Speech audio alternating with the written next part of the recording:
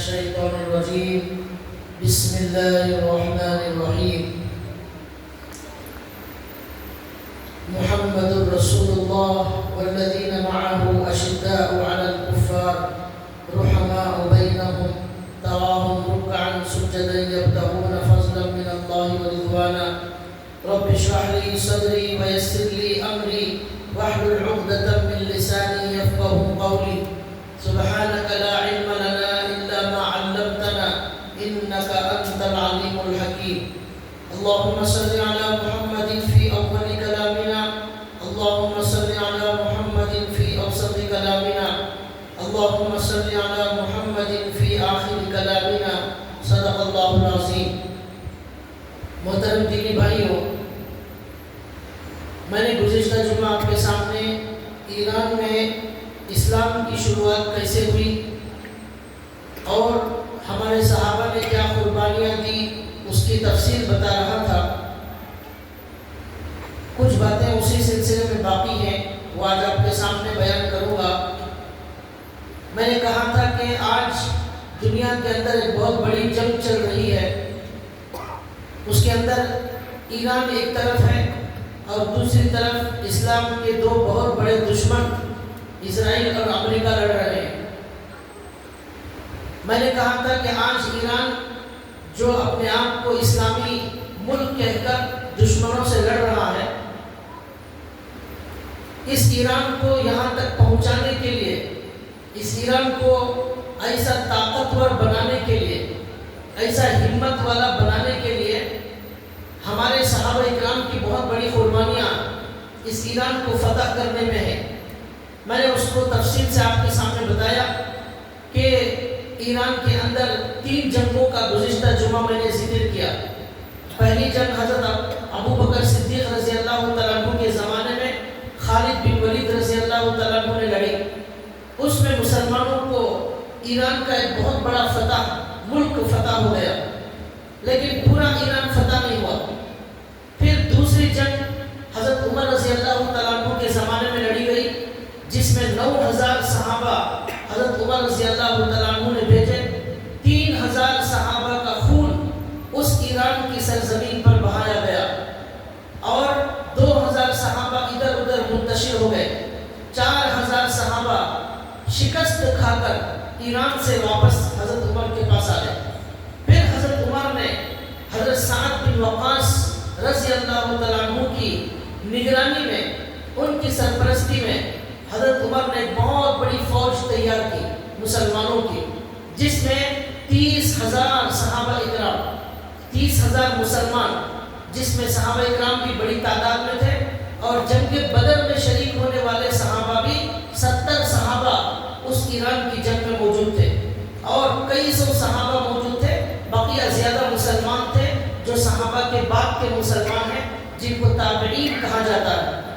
اس جنگ کے بارے میں بھی بہت ساری باتیں میں آپ کو بتایا تھا اور میں نے کہا تھا کہ اس جنگ کے اندر جو 30,000 صحابہ گئے تھے اور ایران کا جو لشکر تھا، جو آگ کی پوجا کرنے والے تھے، وہاں ایک بھی مسلمان موجود نہیں تھا ایران کے اندر.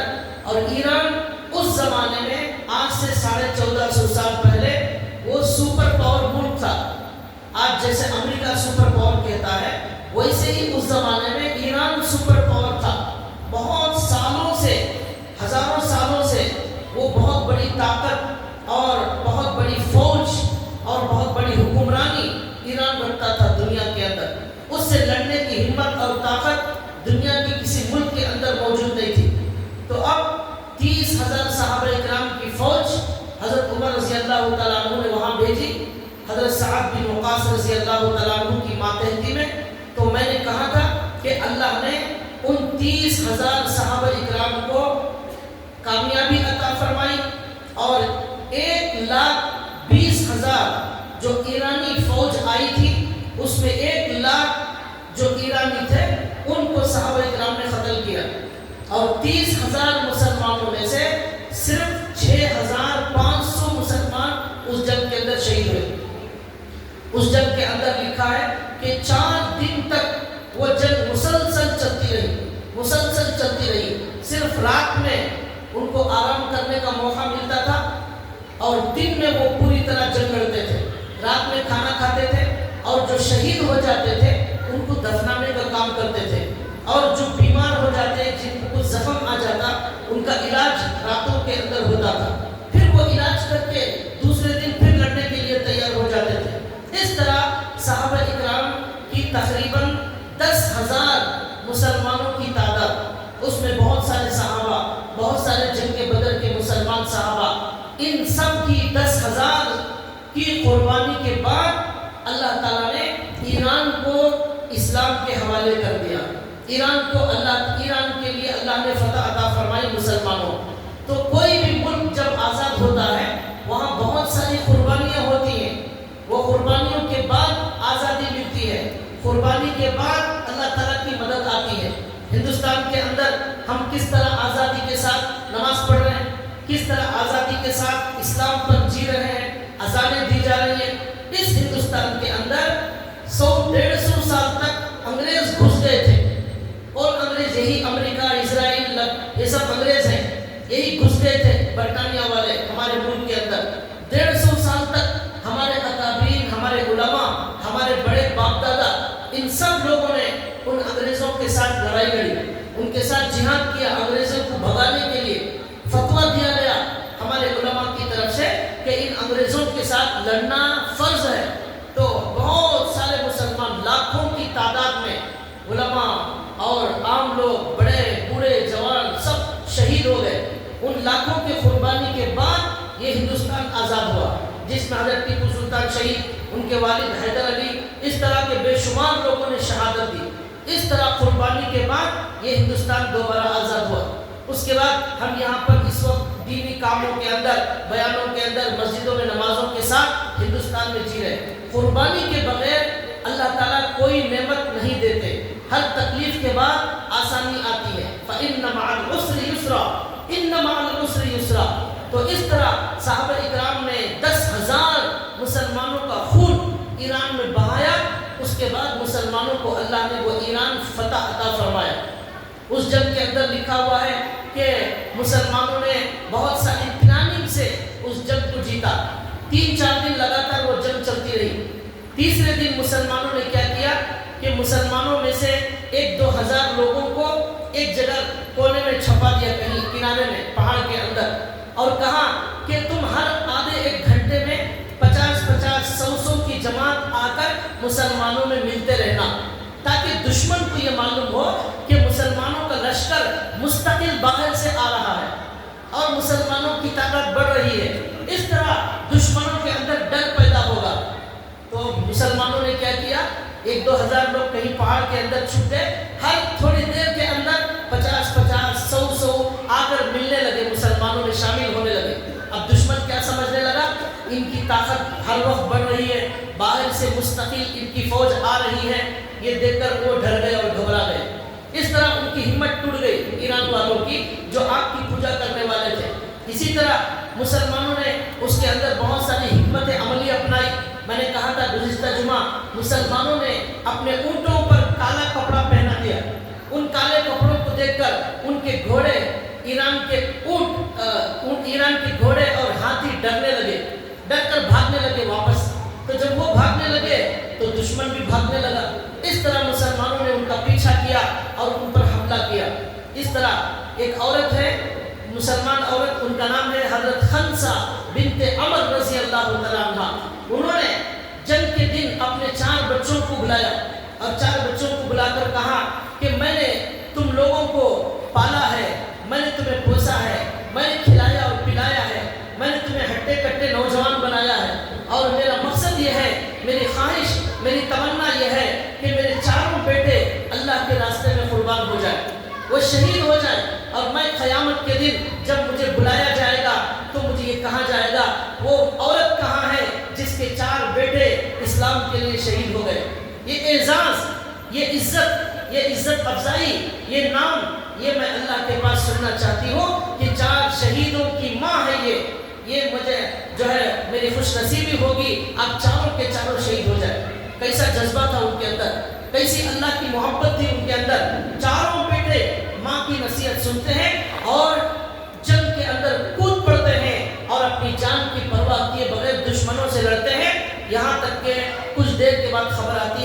اس ماں کو کہ آپ کے چاروں بچے شہید ہو گئے. اس ماں نے کہا کہ الحمدللہ، اللہ کا شکر ہے کہ اللہ تعالیٰ نے مجھے ایسی ماں بنایا ہے جس کے چاروں بچے شہید ہو گئے. ایسا بہت کم لوگوں کو نصیب ہوتا ہے. ایسا جذبہ تھا. ایسے جذبے کے ساتھ ایران کو فتح کیا گیا تھا.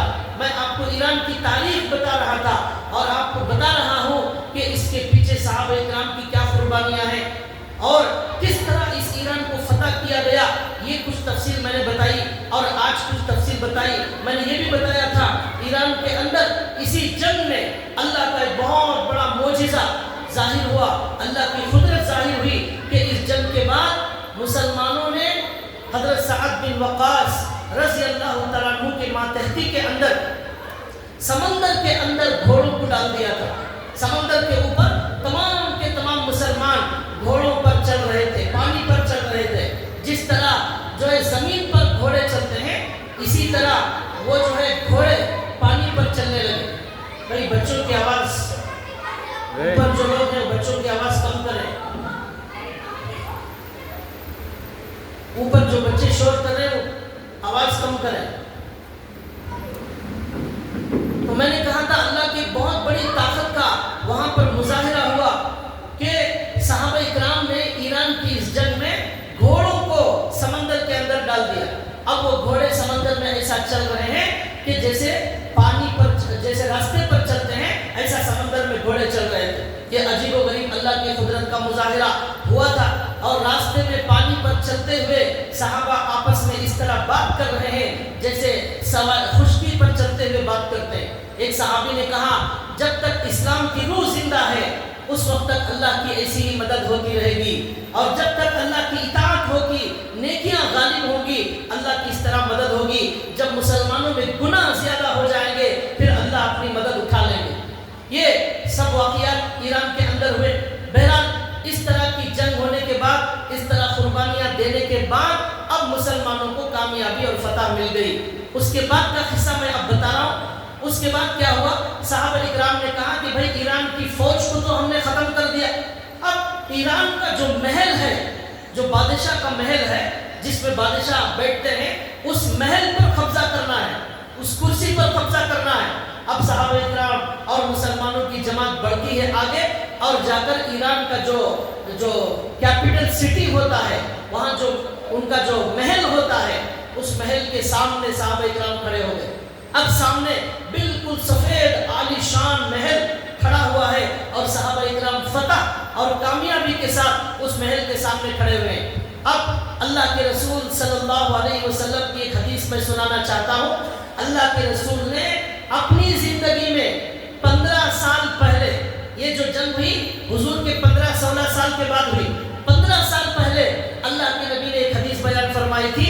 وہ حدیث مسلم شریف کے اندر موجود ہے اور حدیث کا نمبر ہے 4711 حدیث کا نمبر.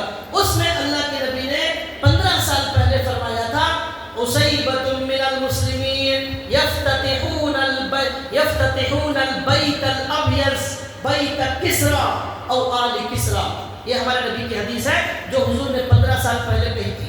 کیا ہے اس کا ترجمہ؟ اللہ کے رسول نے کہا مسلمانوں کی ایک چھوٹی سی جماعت، مسلمانوں کی ایک چھوٹی سی جماعت ایران کے اندر جو اس کا محل ہے، کسریٰ کا محل، سفید کلر کا محل، اس محل کو یہ لوگ مسلمانوں کی ایک چھوٹی جماعت فتح کرے گی.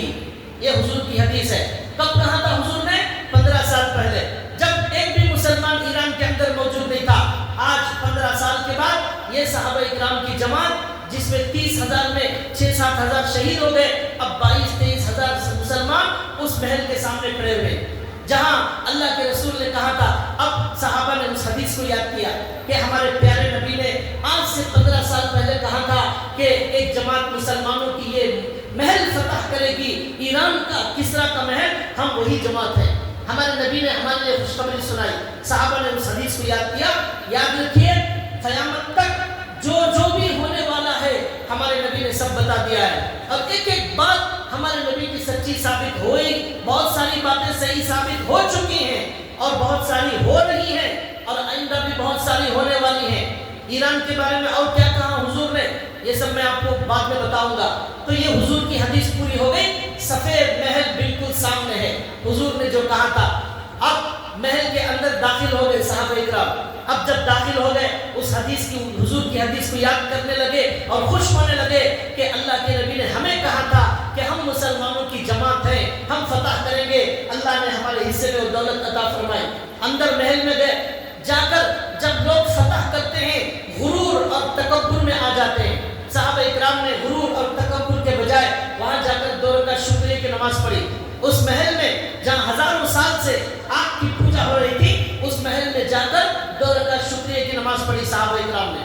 اس کے بعد اللہ کا شکر ادا کیا اور کہا اے اللہ بے شک آپ ہی ہیں تؤتی الملک من تشاء وتنزع الملک ممن تشاء وتعز من تشاء وتذل من تشاء. حکومت چھیننے والے, حکومت دینے والے, فتح دینے والے, کامیابی دینے والے بے شک آپ ہیں. چاہے 1000 سال سے کوئی حکومت کرے, کوئی 2000 سال کی حکومت کرے, اس کی حکومت چھیننا اللہ کے لیے سیکنڈوں کا کام ہے. اسے مٹی میں ملانا اللہ کے لیے کوئی مشکل نہیں. اللہ نے وہاں کے بادشاہوں کو بھاگنے پر مجبور کر دیا. کچھ لوگوں کو قتل کر دیا گیا, کچھ لوگ محل چھوڑ کر بھاگ گئے. اس وقت ایک آیت حضرت جو مسلمانوں کے کمانڈر تھے انہوں نے ایک آیت پڑھی. اس میں اللہ نے کہا کم ترکوا من جنات وعیون وزروع ومقام کریم ونعمت كانوا فيها فاكهين كذلك واورثناها قوما آخرین. اس میں اللہ نے کہا فرعون کے بارے میں کہا تھا. اللہ نے جب موسیٰ علیہ السلام ان کی قوم غالب آ گئی, فرعون مر گیا, فرعون کی حکومت پر, فرعون کے محلات پر موسیٰ اور ان کی قوم نے غلبہ حاصل کر لیا. فرعون کے سارے خزانے اللہ نے موسیٰ علیہ السلام کو ان کی قوم کو دے دیے. تب اللہ نے سورہ دخان میں کہا کتنے باغات کو چھوڑ کر یہ لوگ مر گئے, کتنے باغات کو چھوڑ کر یہ بادشاہ ان کے خاندان والے مر گئے. اور وہ جنات وعیون کیسے باغات چھوڑ کر چلے گئے, کیسے پانی کے چشمے چھوڑ کر دنیا چھوڑ کر یہ بادشاہ چلے گئے. کہاں ہے وہ بادشاہ؟ آج ان کا محل موجود ہے, بادشاہ موجود نہیں. ان کے باغات موجود ہیں, بادشاہ موجود نہیں. نہریں موجود ہیں, آج وہ بادشاہ ختم ہو چکا ہے, اس کا کوئی وجود باقی نہیں. وزروع ومقام کریم, کتنے کھیتیوں کو چھوڑ کر یہ بادشاہ چلے گئے, اور مقام کریم بہترین رہنے کے محلات چھوڑ کر چلے گئے. ونعمت كانوا فيها فاكهين, کیسی نعمتیں چھوڑ کر چلے گئے جس میں عیش کرتے تھے, کیسی نعمتیں چھوڑ کر چلے گئے. اللہ نے دوسروں کو ان کے مال کا وارث بنا دیا. اللہ نے دوسروں کو ان کے مال کا وارث بنا دیا. اللہ کا یہی اصول ہے دنیا کے اندر. اللہ کے نبی نے کہا یقول الرجل مالی مالی وهل لك من مالك الا ما اكلت فافنيت او لبست فابليت او تصدقت فاجمعت. انسان کہتا ہے میرا مال, میرا مال, میری بلڈنگ, میری کرسی, میرا کھیت, میری جائیداد, میرا بنگلہ. اللہ کے نبی کہتے ہیں جو کھا لیا وہ تیرا ہو گیا, جو پہن کر کپڑے پھاڑ دیا بوسیدہ ہو گئے وہ تیرا ہو گیا. اس کے بعد جو اللہ کے لیے صدقہ کر دیا وہ تیرا ہو گیا, وہ قیامت کے دن ملنے والا ہے. اس کے علاوہ دنیا میں تو نے جو شاندار بنگلے بنائے ہیں, شاندار محلات بنائے ہیں, بہت عظیم بلڈنگ بنائی ہے, یہ سب کے سب دوسروں کو دے کر جانے والا ہے, یہ تیرا نہیں ہے. تیری سواریاں, تیرے کار, تیرا سونا اور تیرا چاندی, تیرے بینک بیلنس, یہ سب دنیا کے اندر دوسروں کا ہو جائے گا, یہ تیرا نہیں ہے, تیرا تھا بھی نہیں. یہ اللہ کا اصول ہے. اللہ ایک سے لیتے ہیں اور دوسروں کو دے دیتے ہیں. یہ اللہ کا نظام اللہ کے ہاتھ میں. سفید ایران کے محل میں کھڑے ہو کر صحابہ ان آیتوں کی تشریح پڑھنے لگے, ان آیتوں کی تفسیر دیکھنے لگے, حیران ہو گئے. اتنا شاندار محل چھوڑ کر کہاں بھاگ گئے یہ بادشاہ, ہزاروں سال سے حکومت کرنے والے. اس محل کے اندر لکھا ہوا ہے ہر جگہ سونے اور چاندی, ہیرے اور موتی نظر آ رہے تھے. ایسا محل تھا. لکھا ہے جہاں سبزی اور اناج کے تھیلے ہوتے, بوریاں, وہ سبزی اناج سمجھ کر کھولتے ہیں, اس کے اندر سے ہیرے نکل کر آ رہے ہیں. اس کے اندر ترکاری آلو ٹماٹر کے بجائے ہیرے جواہرات سونا بھرا ہوا ہے. حضرت امیر نے حکم دیا پورے محل میں, پوری حکومت میں جہاں بھی کوئی خزانہ مل رہا ہے وہ لا کر یہاں جمع کرو. مال غنیمت, اسے کہتے ہیں مال غنیمت, جیت کے بعد جو مال ملتا ہے وہ مال غنیمت جمع کرو. اور ہمارے نبی نے فرمایا جو مال غنیمت میں سے ایک سوئی بھی چرائے اور ایک سوئی بھی لے لے گا اللہ اسے جہنم میں داخل کرے گا. تو یہ مسلمان پورے محل کے اندر جو بھی کچھ مل رہا تھا سونا چاندی یہ ساری کی چیزیں لا لا کر امیر کے خدموں میں ڈالنے لگے, امیر کے سامنے جمع کرنے لگے. اس کے اندر تھیلے بھر بھر کر سونا آ رہا ہے, ہیرے آ رہے ہیں, چاندی آ رہی ہے, اور اس کے اندر لکھا ہے بادشاہ کا ایک تاج تھا. وہ تاج ہیرے اور جواہرات کی وجہ سے اتنا وزنی تھا, سر میں پہننا مشکل تھا, اتنا وزن تھا. تو بادشاہ نے کیا کیا, 2 ستون بنائے, ادھر ایک ستون ادھر ایک ستون. وہ ستون سے زنجیر بنائی, وہ زنجیروں کی وجہ سے سر پر کے اوپر وہ تاج رکھا ہوتا تھا, پہننے کی ہمت نہیں ہوتی تھی, وزن تھا وہ, تو صرف اوپر رہتا تھا. بادشاہ جا کر اس کے نیچے بیٹھ جاتا تھا, تاج اوپر لٹک رہا ہے, یہ نیچے بیٹھ جاتا تھا, وزن سنبھالنے کی ہمت نہیں, لیکن چھوڑنا بھی نہیں چاہتا, اس لیے بادشاہ اس کے نیچے جا کر بیٹھ جاتا تھا. اتنی محبت تھی تاج سے. وہ تاج پورے ہیرے جواہرات کا بنا ہوا تھا. وہ تاج بھی لا کر بادشاہ کے خدموں میں, امیر کے خدموں میں ڈالا گیا. اس کے بعد ایک صندوق آیا, صندوق, اس کے اندر بھی خالی ہیرے جواہرات موتی تھے. ایک مسلمان نے لا کر امانت داری سے پورا وہ دے دیا. تو لوگوں نے کہا کیا آپ نے اس کے اندر سے کچھ بھی نہیں لیا؟ تو اس نے کہا کہ مجھے احساس ہے کہ میرا اللہ میرے ساتھ ہے. یہ احساس نہ ہوتا تو میں اس میں سے ضرور کچھ لے لیتا, جب اللہ میرے ساتھ ہے تو میں اس میں سے نہیں لے سکتا, اس لیے میں لا کر امانت داری سے دے دیا. تو امیر نے کہا مسلمانوں کے, یہ پوری جماعت مسلمانوں کی یہ امانت داروں کی جماعت ہے, امانت داروں کی جماعت. ایک سوئی کوئی مسلمان نہیں لے رہا ہے, چاروں طرف سونے چاندی ہے. آج کل کے ہمارے ماحول میں اگر ایسا ہو جائے تو کیا ہوگا, پتہ ہی نہیں چلے گا کوئی چیزیں کب کیا غائب ہو گئی. کچھ سال پہلے کا واقعہ بتا رہا ہوں آپ کو. ایک جگہ ٹرین کا حادثہ ہوا, ٹرین کا ایکسیڈنٹ ہو گیا. تو رات میں ٹرین کا ایکسیڈنٹ ہوا, کسی گاؤں میں ہوا وہ. کئی سال پہلے کی خبر, اخبار کی خبر بتا رہا ہوں, وہ صحیح بھی ہو سکتی ہے جھوٹ بھی ہو سکتی ہے. خبر اخبار میں آئی تھی, نیوز ہوا. تو ایک ٹرین کا حادثہ ایکسیڈنٹ ہو گیا گاؤں میں, کسی بستی میں. تو وہ پورے گاؤں والے ٹرین کے پاس آ گئے. بہت بڑا حادثہ ہو گیا, بہت سارے لوگ مر گئے ٹرین میں, بہت سارے زخمی ہو گئے, ایک ڈبہ دوسرے پر چڑھ گیا. تو یہ جو باہر سے ادھر ادھر سے لوگ آئے تھے وہ ان لوگوں کو بچانے کے بجائے ٹرین والوں کا مال لوٹنے لگے. ان کا بیگ, ان کا سامان, زیور, یہاں تک کہ اخبار میں آیا تھا عورتوں کے کان بھی کاٹ لیے. عورتوں کے کان میں زیور ہوتا نا, وہ زیور نکالنے وقت نہیں تھا تو لوگوں نے کان ہی کاٹ لیے. کسی نے ناک کاٹ لی عورتوں کی زیور چرانے کے لیے. اس طرح گاؤں والوں نے گھس کر ٹرین میں حملہ کیا اور مال کی چوری کی, اور لوگ مر رہے ہیں, وہاں پر زخمی ہو رہا ہے, کوئی آدمی آخری سانس لے رہا ہے. ان کو بچانے کے بجائے لوگ مال لوٹنے میں لگے رہے. یہ ہمارا زمانہ ہے, یہاں کان اور ناک بھی نہیں چھوڑتے. اور اس زمانے کے اندر کیا ہوا, صحابہ اکرام ہیروں کا صندوق, موتیوں کا صندوق لا کر جو ہے امیر صاحب کے خدموں میں کے اندر ڈال رہے ہیں. اور ایک لاری کا ایکسیڈنٹ ہو گیا, آج کل کے حالات بتا رہا ہوں, لاری کا ایکسیڈنٹ, اس لاری کے اندر پورے موبائل بھرے ہوئے تھے, موبائل. وہ لاری کا ایکسیڈنٹ ہو گیا, آدھے گھنٹے کے اندر پورے موبائل غائب ہو گئے. وہ لاری میں ایک بھی موبائل موجود نہیں ہے. اب پولیس آ کر اس لاری کی تفتیش کر رہی ہے, موبائل لے کر جانے والی لاری, ایک بھی موبائل اس کے اندر موجود نہیں, سب اٹھا کر لے کر چلے گئے گاؤں والے. تو آج کا ہمارا ایسا ماحول ہے. تو بہرحال یہ امانت داروں کی جماعت کیسی ہوتی ہے, ان کے ساتھ اللہ تعالیٰ کی مدد آتی ہے. تو بھائیو, اللہ کے نبی نے ہمیں ایسے ہی بننے کے لیے کہا تھا. جب ہم ایسے بن جائیں گے, سونے اور چاندی, ہیرے جواہرات اللہ ہمارے خدموں کے اندر ڈالیں گے. یہ یقین ہمارے اندر پیدا کرنے کی ضرورت ہے.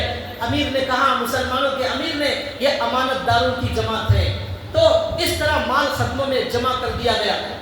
اب اس کے بعد امیر نے یہ کہا کہ ہماری شریعت کے اندر قانون یہ ہے کہ مال غنیمت میں جو بھی مال ملتا ہے اس کے 5 حصے بنائے جاتے ہیں.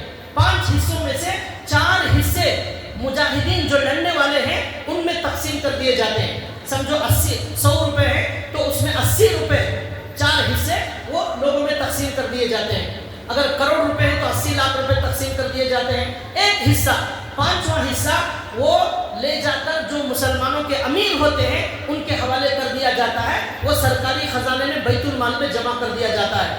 تو اس طرح جو ہے امیر تقسیم کرتے ہیں. تو امیر نے اس وقت 4 حصے لوگوں میں مال تقسیم کرنا شروع کر دیا مسلمانوں نے. ایران کا خزانہ تقسیم ہو رہا ہے.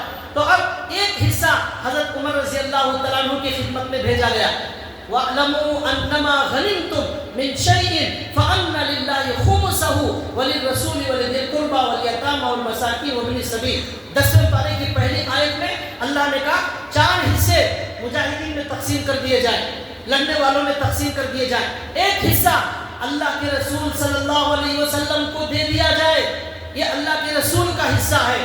اب اس میں اللہ کے رسول کے رشتہ داروں کا بھی حصہ ہے، اور یتیموں اور مسافروں اور غریبوں کا حصہ ہے، یہ اللہ نے کہا۔ چنانچہ آپ صلی اللہ علیہ وسلم جب تک باحیات تھے تو جب بھی جنگ ہوتی مال غنیمت کا 4 حصے مجاہدین میں تقسیم کر دیے جاتے، ایک حصہ اللہ کے نبی کو دے دیا جاتا، اور اس ایک حصے میں اللہ کے نبی 5 حصے بناتے، ایک حصے میں اللہ کے نبی 5 حصے بناتے، وہ 5 میں سے ایک حصہ ہمارے نبی اپنی ذات پر خرچہ کرتے، اپنے گھر والوں پر خرچہ کرتے، اللہ نے اس کی اجازت دی تھی۔ اب لوگ یہ بھی پوچھتے ہیں ہمارے نبی کا خرچ کیسا چلتا تھا، ہمارے نبی کا گھر کا جو خرچے ہوتے وہ کیسے پورے ہوتے تھے؟ اس میں ایک یہ بھی طریقہ تھا کہ جنگ کے اندر 5 حصے بناتے، ایک حصہ حضور کو دیا جاتا، اس میں حضور 5 حصے بناتے، ایک حصہ حضور اپنے لیے استعمال کرتے، اور 4 میں سے ایک حصہ حضور اپنے رشتہ داروں پر خرچ کرتے، اور باقی مسافر یتیم غریبوں پر تقسیم ہوتا تھا۔ اسی لیے سیدوں کو زکوٰۃ دینا جائز نہیں، سیدوں کو زکوٰۃ دینا جائز نہیں۔ تو اب وہ سیدوں پر خرچہ کیسا کیا جاتا تھا، وہ سید کے لیے کیا ذریعہ تھا؟ تو اس کا جواب یہ ہے، یہ حضور جو 5 حصے کرتے تھے، ایک اپنے لیے رکھتے، ایک رشتہ داروں پر خرچہ کرتے۔ تو رشتہ داروں میں جو غریب ہوتے وہ اس طرح ان کا گھر کا خرچہ چلتا، لیکن زکوٰۃ نہیں لیتے تھے۔ لیکن بعض علماء کہتے ہیں آج وہ مال غنیمت بھی نہیں ہے اور ان کا کوئی نظام بھی نہیں ہے، اس لیے آج سیدوں کو زکوٰۃ دینا جائز ہے بعض علماء کے نزدیک۔ ہمارے حضرت مفتی سعید صاحب پالن پوری رحمۃ اللہ علیہ بہت بڑے عالم ہیں، ان کی کتاب میں انہوں نے لکھا کہ آج جتنے بھی سید ہیں 90% وہ ایسے سید ہیں جن کے پاس کوئی ریکارڈ نہیں ہے، ان کے پاس کوئی پروف نہیں ہے، اس لیے ان کو زکوٰۃ دینا جائز ہے۔ 10% ایسے سید ہیں جو پکے سید ہیں، ان کے پاس پروف ہے، ان کو زکوٰۃ دینا جائز نہیں، یہ حضرت کی رائے ہے۔ تو بہرحال یہ بیچ میں مسئلہ آ گیا، تو میں بتا رہا تھا پہلے زمانے میں سیدوں کے لیے الگ سے بیت المال میں سے حصہ دیا جاتا تھا، آج اس کا کوئی نظام نہیں ہے، اس لیے بعض علماء کہتے ہیں ان کو دے سکتے ہیں۔ تو بہرحال اب وہ خزانہ ایران کا جو آیا، امیر صاحب کے خدموں میں 4 حصے لوگوں میں تقسیم کرنا شروع کر دیا گیا۔ آپ کو حیرانی ہوگی 30,000 مسلمانوں کو جو 4 حصے ایران کے خزانے کے تقسیم کیے گئے، ایک آدمی کو آج کے زمانے کے 1 کروڑ روپے ملے، ایک آدمی کو آج کے زمانے میں کے 1 کروڑ روپے ملے، 12,000 درہم، اور 1 درہم 3 کلو 3.5 کلو چاندی کا ہوتا ہے، اس حساب سے اگر حساب ڈالیں گے آج کے زمانے میں 1 کروڑ روپے، ہر لڑنے والے مجاہد کو 1 کروڑ ملے، 30,000 لوگوں کو 30,000 کروڑ کا خزانہ ایران کا مسلمانوں میں تقسیم ہوا، 30,000 کروڑ کا، وہ بھی صرف 4 حصے، 5واں حصہ حضرت امیر المؤمنین عمر رضی اللہ تعالیٰ عنہ کی خدمت میں بھیج دیا گیا۔ حضرت عمر رضی اللہ تعالیٰ عنہ کے خدمت میں وہ حصہ آیا، اور ایک عجیب بات لکھی ہوئی ہے، اس محل کے اندر، ایران کے محل کے اندر جو نیچے قالین بچھا ہوا تھا، میٹ بچھا ہوا تھا، وہ قالین پورا سونے اور چاندی ہیرے جواہرات سے بنایا گیا تھا، اس کی لمبائی 90 فٹ تھی، 90 فٹ وہ لمبا قالین تھا، اور لمبا چوڑا قالین، اس کے اندر اگر دیکھیں دور سے پانی کی نہر نظر آ رہی ہے، یعنی سونے چاندی کے تاروں میں ایسا بنایا گیا ہے، کہیں باغ ہے، کہیں نہر جا رہی ہے، کہیں جانور کھڑے ہوئے، ایسا ہیرے جواہرات میں بنایا گیا۔ وہ قالین، اتنا لمبا چوڑا قالین ایران سے نکال کر مدینہ منورہ میں بھیجا گیا۔ جب وہ قالین مدینے میں آیا تو وہاں مدینے کے اندر، اس زمانے کے اندر شروع سے غربت کا زمانہ آ رہا تھا۔ کیسا زمانہ تھا؟ ایک زمانہ جس میں جو ہے ہمارے نبی کے بارے میں حدیث میں آتا ہے 2 مہینے چولہا نہیں جلتا تھا، 2 مہینے چولہا نہیں جلتا تھا، ہمارے نبی کے پاس بستر نہیں تھا، سوتے تھے، ہمارے نبی کے بدن پر پتے کے نشانات لگ جاتے تھے، وہ زمانہ تھا۔ ایک زمانہ وہ تھا جس میں حضرت ابو بکر بھوک کی وجہ سے باہر نکل گئے، بھوک کی وجہ سے حضرت عمر باہر نکل گئے، اللہ کے نبی باہر نکل گئے، پوچھا کیوں نکلے ہو؟ یا رسول اللہ بھوک کی وجہ سے باہر نکلے ہیں۔ تو چلو کسی किसी सहाबी के घर में गए, वहाँ जाकर उन्होंने जो है उनकी दावत की, वहाँ बैठ कर खाए।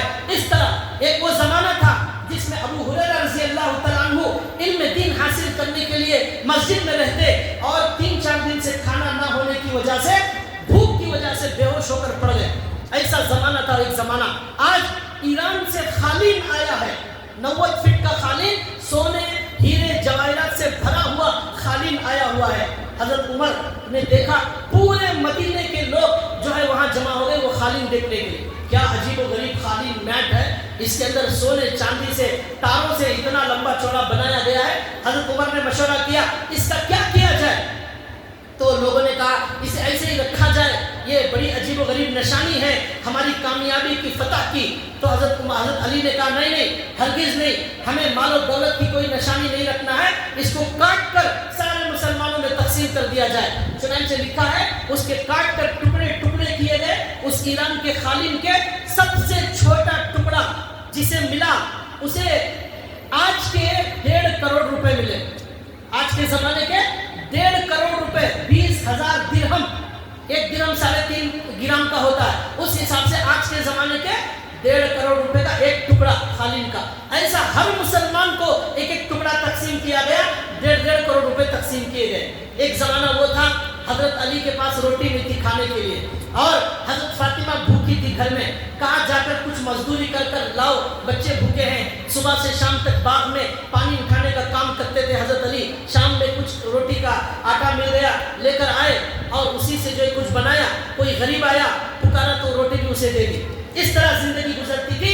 आज हज़रत अली को खालीन का एक टुकड़ा जो मिला है वो उसकी कीमत 1.5 करोड़ रुपए की है। अल्लाह क्या फरमाते हैं, अल्लाह ही देने वाले, अल्लाह ही लेने वाले।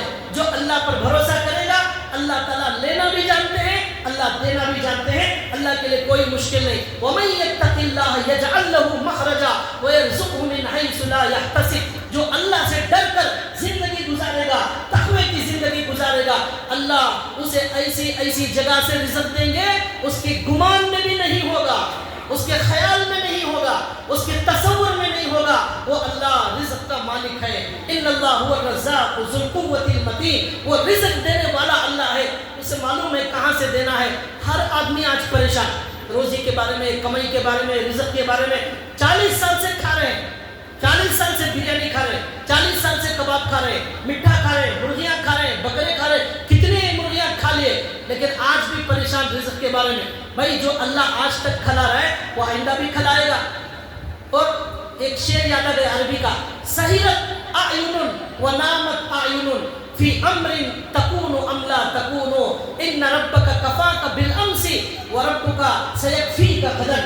इसका तर्जुमा यह है, कुछ लोगों को रात में नींद नहीं आती, कुछ लोगों को रात में नींद नहीं आती इस वजह से कि आइंदा कल मेरी रोज़ी का क्या होगा, मेरे रिज़्क़ का क्या होगा, मेरा घर कैसा चलेगा, मेरे मसले कैसे हल होंगे, ये टेंशन में नींद नहीं आती। कुछ लोग सो जाते हैं, कुछ लोगों को नींद नहीं आती। शायद कह रहा है अरे तेरा परवरदिगार तुझे 50 साल से खिला रहा है, वो बाकी जिंदगी भी तुझे खिलाएगा।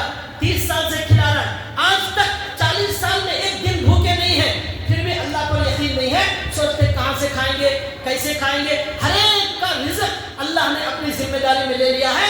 इन्नल्लाह हुवा रज़्ज़ाक़ु ज़ुल कुव्वतिल मतीन।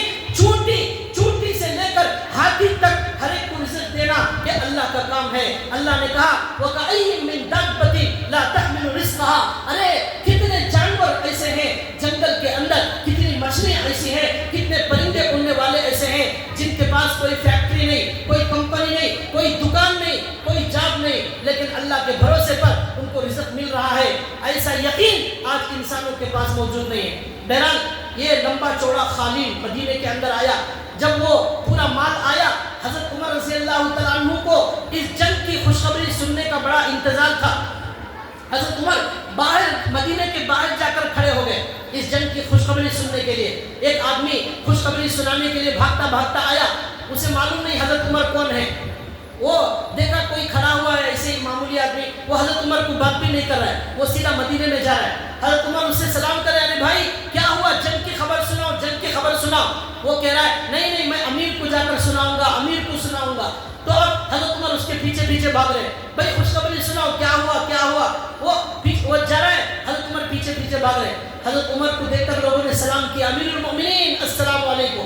جب اس نے دیکھا ان کو لوگ امیر کہہ رہے تو وہ آدمی رک گیا اور معافی مانگنے لگا، حضرت معاف کیجئے، مجھے معلوم نہیں کہ آپ ہی امیر ہیں، میں تو آپ کو دیکھ کر سمجھا کہ آپ امیر نہیں ہوں گے، میں معافی چاہتا ہوں۔ تو حضرت عمر نے کہا بھائی کوئی بات نہیں، میں تو اللہ کا غلام ہوں، میں امیر کہاں ہوں، مجھے لوگوں نے بنا لیا ہے، میں تو اللہ کا غلام ہوں۔ اسی لیے عربی میں ہے سید القوم خادمہم، قوم کا جو بڑا ہوتا ہے وہ قوم کا خدمت گزار ہوتا ہے، اسے امیر نہیں سمجھنا چاہیے، وہ امیر اپنے آپ کو نہیں سمجھتے بڑے۔ تو حضرت عمر نے مدینے کے لوگوں کو جمع کیا اور اللہ کا شکر ادا کیا، اس جنگ کی کامیابی کی خوشخبری سنائی۔ اس کے بعد وہاں کی فوج یہ پورا خالین، یہ پورا مال لے کر آ گئے۔ اب پورے مدینے والے دیکھ رہے ہیں تھیلوں میں ہیرے بھر کر آئے، ایران سے سونا چاندی بھر کر آ رہا ہے، صندوق اور بادشاہ کا وہ تاج جس کے اندر اتنے ہیرے ہیں اٹھانا مشکل ہے، وہ تاج بھی آ گیا۔ اور بادشاہ کے ہاتھ میں سونے کے کنگن تھے، وہ کنگن بھی مدینے کو آ گئے۔ کمر میں کوئی پٹا پہنتا تھا، بادشاہ کے کپڑے تھے، وہ سب ایران سے مدینہ آ گئے۔ یہ پورا سامنے رکھا ہوا ہے۔ حضرت عمر رضی اللہ تعالیٰ عنہ نے سب لوگوں کو تقسیم کرنا شروع کر دیا، سب لوگوں کو تقسیم کرنا شروع کر دیا۔ اب ایک عجیب و غریب دلچسپ واقعہ سنا کر میں بات ختم کر رہا ہوں۔ اب حضرت عمر رضی اللہ تعالیٰ عنہ کو ہمارے نبی کی ایک حدیث یاد آ گئی، ہمارے نبی کی ایک حدیث یاد آ گئی۔ وہ حدیث سمجھنے کے لیے ایک مختصر قصہ سننا پڑے گا۔ ہمارے نبی صلی اللہ علیہ وسلم کتنے سچے نبی ہیں، یہ واقعہ سن کر ہمارے دل میں ہمارے نبی کی محبت اور زیادہ ہو جانا چاہیے۔ آج سے یہ جو ایران کے اندر ایران کا خزانہ آیا، اس سے تقریباً 15-20 سال پہلے ہمارے نبی صلی اللہ علیہ وسلم کو مکے سے نکال دیا گیا۔ یاد ہے واقعہ، مکے سے رات میں نکل کر حضرت ابو بکر ہمارے نبی رات میں چھپ کر نکل گئے، غار ثور میں چھپ گئے 3 دن۔ اس کے بعد مدینے کی طرف چلنے لگے۔ مدینے کے اندر کافروں کو معلوم ہوا کہ رات میں ہمارے نبی اور ابو بکر نکل کر مدینہ چلے گئے ہیں۔ تو ابو جہل حضرت ابو بکر کے گھر میں گیا، جا کر ابو بکر کی بیٹی کو پوچھتا ہے تمہارے ابا کہاں ہیں؟ تو بیٹی کہتی مجھے معلوم نہیں۔ ابو جہل نے زور سے تھپڑ مارا تو یہ کان جو ہے کا زیور گر گیا، اتنا زور سے مارا۔ ابو جہل غصے میں لال پیلا ہو گیا۔ اس وقت اعلان کیا مکے میں جو محمد کو اور ابو بکر کو پکڑ کر گرفتار کر کر زندہ یا مردہ مکے کے اندر لائے گا، اسے 100 اونٹ انعام کے اندر دیے جائیں گے۔ مکے میں اعلان ہوا۔ اب وہاں جتنے لوگ بیٹھے ہوئے تھے انہوں نے سوچا اچھا موقع ہے، چلو بھاگو، پکڑو ہمارے نبی کو، ابو بکر کو پکڑو اور لا کر ابو جہل کے حوالے کرو، 100 اونٹ مل جائیں گے۔ یہ کچھ لوگوں کی تمنا ہوئی۔ تو اب لوگ وہاں سے نکل کر کچھ لوگ گھوڑوں میں ہمارے نبی کو تلاش کرنے نکلے۔ اس میں ایک آدمی تھا جس کا نام ہے سراقہ بن مالک۔ سراقہ بن مالک، اب سراقہ بن مالک نے، وہ بہت بڑے بہادر تھے اور جو ہے بڑے ہمت والے تھے، بڑا دماغ بھی تھا، اور اپنے گھوڑے کو لے کر ہمارے نبی کو پکڑنے کے لیے نکلے۔ بہت تیز رفتار گھوڑا بھگایا اور بڑے چالاک تھے، خدموں کو دیکھ کر پہچان لیتے تھے کہ کون کہاں جا رہا ہے۔ یہاں تک کہ بکریوں کی، اونٹ کی مینگنیوں کو دیکھ کر معلوم کر لیتے تھے کہ یہ اونٹ کہاں کا ہے، کہاں جا رہا ہے۔ یہ سب بڑے دماغ والے تھے، عرب والے۔ چنانچہ اب وہ سراقہ بن مالک ہمارے نبی کو تلاش کرتے کرتے آخر میں ایک جگہ راستے میں ہمارے نبی اور حضرت ابو بکر نظر آ گئے۔ اب انہوں نے چیخ کر کہا کہ رک جاؤ، میں تمہیں لینے کے لیے آیا ہوں، 100 اونٹ کا انعام مجھے دیا جا رہا ہے۔ یہ ہمارے نبی سے کہا۔ تو اب اس کے بعد ہمارے نبی اسے پلٹ کر دیکھتے ہیں، سراقہ بن مالک کے گھوڑے زمین کے اندر دھسنے لگے۔ سراقہ بن مالک جو ہمارے نبی کو پکڑنے آیا تھا، اس کے گھوڑے زمین کے اندر دھسنے لگے۔ اب زمین کے اندر دھس رہا ہے اور کیا ہو رہا ہے؟ دھواں نکل رہا ہے۔ وہ دھواں کی وجہ سے گھوڑے کو کچھ بھی نظر نہیں آ رہا ہے۔ اب یہ سمجھ گیا کہ واقعی اللہ کی غیبی مدد ہے۔ اب اس نے کہا یا رسول اللہ مجھے معاف کر دیجئے، میرے لیے دعا کر دیجئے، اللہ میری جان بچا لے، میں واپس چلا جاؤں گا۔ ہمارے نبی نے دعا کی، اس کا گھوڑا زمین کے باہر اوپر آ گیا۔ پھر اس کے دل میں لالچ آیا، 100 اونٹ کا لالچ، بڑا انعام تھا۔ پھر آگے بڑھنے لگا، اللہ نے اس کے گھوڑے کو اور زیادہ زمین میں دھسا دیا۔ اب اس نے کہا اب میں پکا وعدہ کرتا ہوں اللہ کے لیے مجھے معاف کریں اور مجھے دعا کریں، میں چلا جاؤں گا اور جو آپ کو پکڑنے کے لیے آ رہے ہیں ان کو بھی واپس بھیج دوں گا۔ چنانچہ یہ سراقہ بن مالک نے کہا تو اب ہمارے نبی نے کہا جاؤ، ہم نے تمہیں معاف کیا اور میں دعا کرتا ہوں کہ اللہ تمہیں مصیبت سے نجات دے۔ اس کا گھوڑا پھر زمین کے باہر آ گیا۔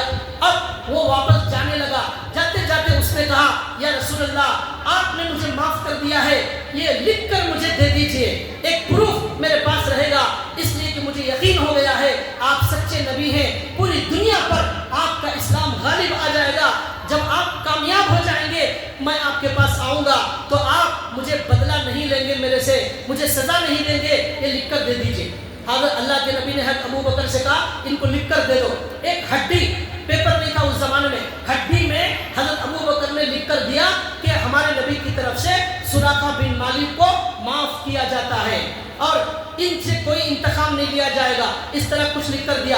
وہ ہڈی لے کر سراقہ بن مالک چلے گئے۔ ہمارے نبی نے کہا سراقہ رکو رکو، پلٹ کر دیکھا، ہمارے نبی نے کہا کیا کہا؟ یا سراقہ کیف بک اذا لبست سوارا کسرا، یہ حدیث صحیح حدیث ہے۔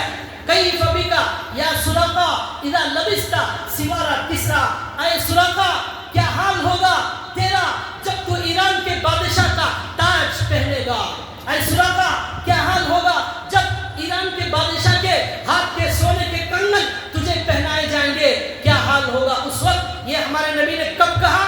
جب مکے سے نکل کر چھپ کر ہمارے نبی مدینہ جا رہے ہیں۔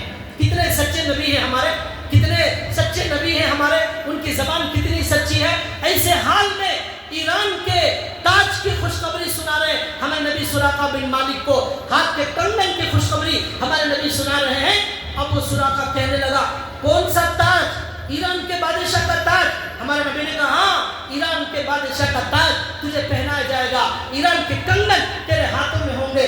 وہ بات دل میں رکھ لیا، چھپا کر وہ سراقہ چلے گئے۔ اب اس کے بعد 10 سال کے بعد ہمارے نبی نے جب مکے کو فتح کر لیا، مکے میں ہمارے نبی داخل ہو گئے، ہمارے نبی کے ساتھ 10,000 صحابہ تھے، پورا مکہ فتح ہو گیا، سارے 360 بتوں کو نکال کر پھینک دیا گیا، وہاں اذان دی گئی، اسلام کا جھنڈا لگا دیا گیا۔ یہ سراقہ ہمارے نبی کے پاس اس وقت آئے اور بھیڑ تھی، رش تھا، لوگ حضور کے پاس آنے نہیں دے رہے تھے۔ اس نے دور سے حضور کو ہڈی بتائی، یا رسول اللہ یا رسول اللہ میں سراقہ ہوں، آپ نے مجھے اس طرح لکھ کر دیا تھا، آج سے 10 سال پہلے آج میں کلمہ پڑھ کر مسلمان ہوتا ہوں۔ یہ سراقہ فتح مکہ کے موقع پر مسلمان ہو کر ایمان میں داخل ہو گئے۔ ہمارے نبی نے کہا ہاں میں نے تمہیں معاف کیا، آج احسان کا دن ہے، یہ فتح مکہ کا واقعہ۔ اب میں جو واقعہ بتا رہا ہوں، ایران کا تاج، ایران کا سونا، ایران کا چاندی حضرت عمر کے قدموں میں آ گیا۔ اب ہمارے حضرت عمر رضی اللہ تعالیٰ عنہ کو وہ حدیث یاد آ گئی۔ ہمارے نبی نے کیا کہا تھا؟ سراقہ اے سراقہ تجھے ایران کا تاج پہنایا جائے گا۔ وہ تاج حضرت عمر کے سامنے رکھا ہوا ہے، ایران کے کنگن پہنائے جائیں گے، وہ حضرت عمر کے سامنے رکھے ہوئے ہیں۔ اب سارا خزانہ حضرت عمر نے سب کو تقسیم کر دیا۔ اب حضرت عمر نے کہا میرے نبی نے کہا تھا سراقہ کو یہ ایران کا تاج پہنایا جائے گا، یہ کنگن پہنائے جائیں گے، ہمارے نبی سے زیادہ سچا کوئی نہیں، بلاؤ کہاں ہے سراقہ بن مالک؟ ان کو بلا کر آج اسے ایران کا بادشاہ کے جیسا بنا کر یہاں بٹھایا جائے، اسے تاج پہنایا جائے، اسے کنگن پہنائے جائیں، اسے بادشاہ کے کپڑے پہنائے جائیں اور پورا بادشاہ بنا کر اسے بٹھایا جائے۔ اس سراقہ بن مالک کو ہمارے نبی نے 15-20 سال پہلے جو کہا حضرت عمر کے زمانے میں وہ پورا ہوا۔ ایران کا تاج سراقہ بن مالک کو پہنایا گیا، کنگن پہنائے گئے، کپڑے پہنائے گئے، اسے عارضی بادشاہ بنا کر بٹھایا گیا۔ حضرت عمر نے کہا اللہ کیسی عجیب طاقت والے ہیں، ایک دیہاتی، ایک عرب کے گاؤں والے کو ایران کے بادشاہ کا تاج پہنا رہے ہیں، اللہ تعالیٰ کچھ بھی کر سکتے ہیں۔ یہ حضرت عمر یاد کر کے رونے لگے۔ ہمارے نبی کو یہ قتل کرنے آیا تھا، سراقہ بن مالک ہمارے نبی کو پکڑنے آیا تھا، لیکن ہمارے نبی نے اسی دعا دی، کروڑوں اربوں روپیوں کا تاج کی خوشخبری ہمارے نبی نے آج سے پہلے سنائی، آج وہ پوری ہو گئی۔ یہ پورا واقعہ بتانے کا مقصد یہ ہے ایران کی اینٹ سے اینٹ بجانے، ایران کو آج امریکہ سے ٹکر لینے کی طاقت جیسا بنانے کے لیے 10,000 صحابہ کا خون اس ایران کی سرزمین پر بہایا گیا ہے۔ اس وقت جا کر ان قربانیوں کے بعد آج ایران اسلام کے سب سے بڑے دشمن امریکہ اور اسرائیل سے ٹکر لینے کی ہمت کر رہا ہے، اور آج پورے عرب والے بزدل ہو گئے ہیں، اب جا کر امریکہ کی گود میں بڑھ گئے ہیں، عرب والے امریکہ کی گود میں بڑھ گئے ہیں۔ ہم ان کو اہل سنت اہل سنت اہل سنت بول رہے تھے، یہ اہل سنت کے عرب والے جا کر امریکہ کے گود میں بڑھ گئے، اسرائیل کی گود میں بڑھ گئے، اور ہم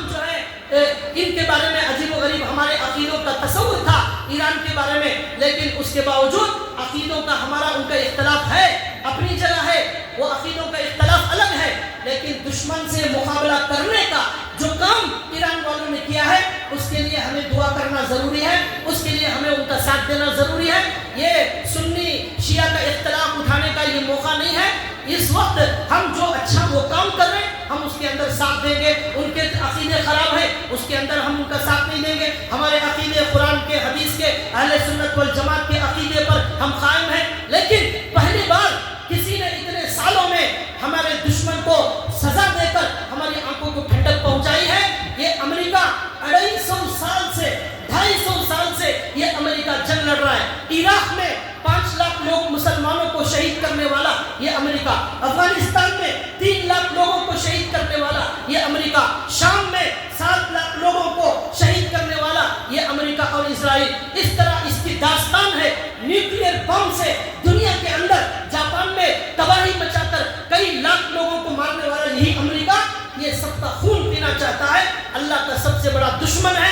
اس کے لیے بد دعا کرنا ہمارے لیے ضروری، اور اس سے لڑنے والوں کے لیے دعا کرنا اور ان کے لیے اللہ کامیابی مقدر فرمائے یہ کرنا ہمارے لیے ضروری ہے۔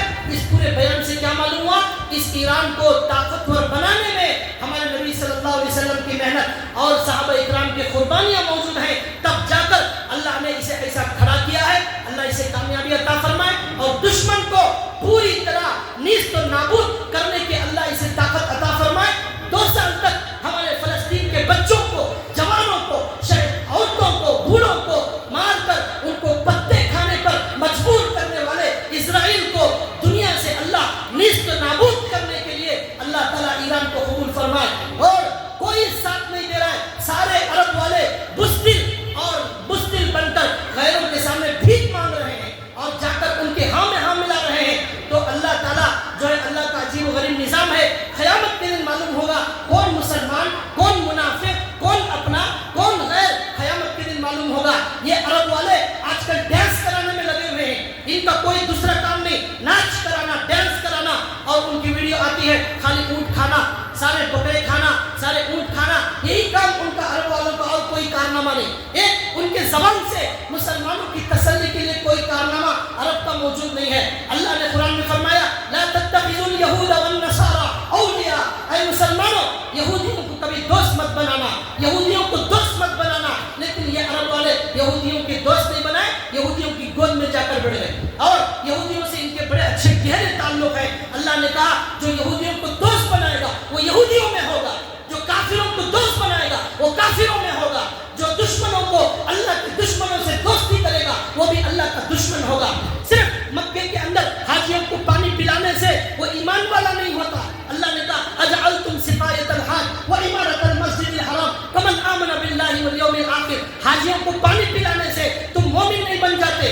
اللہ نے 10ویں پارے میں کہا اس لیے بھائیوں اپنے جو ہے ایمان کی حفاظت کریں، یہ زمانے میں اور اللہ سے تعلق کو اپنے مضبوط کریں۔ ہمارے نبی نے ہمیں یہ نہیں کہا ہے عرب والوں کی اتباع کرو، عرب والوں کے پیچھے چلو، نہیں۔ بن سلمان ہمارے لیے جو ہے مخترع نہیں ہے، ہمارے لیے قرآن، ہمارے لیے حدیث، ہمارے لیے نبی، ہمارے صحابہ، ہمارے امام، ہمارے مخترع ہیں۔ ہم قرآن کے پیچھے چلیں گے، عرب والوں کی اتباع کرنے کا حکم ہماری حدیثوں میں موجود نہیں ہے۔ لوگ کہتے ہیں عرب والے ایسا کر رہے ہیں، عرب والے ویسا کر رہے ہیں، عرب والے ناچ رہے ہیں، عرب والے شراب پی رہے ہیں، عرب والے سود کھا رہے ہیں، وہ ہمارے لیے نمونہ نہیں ہے۔ ہمارے نبی نے کہا میں تمہیں قرآن دے کر جا رہا ہوں، حدیث دے کر جا رہا ہوں، جب تک تم قرآن اور حدیث کو مضبوط پکڑے رہو گے تم کامیاب ہو جاؤ گے۔ دنیا کا کوئی بھی ہمارے لیے رہبر نہیں ہے، ہمارے نمونہ ہمارے نبی ہیں، ہمارے صحابہ ہیں، ہمارے اولیاء اللہ ہمارے بڑے ہیں۔ اللہ ہمیں اسلام پر جینے اور مرنے کی توفیق عطا فرمائے، سنی ہوئی بات پر اللہ عمل کی توفیق عطا فرمائے۔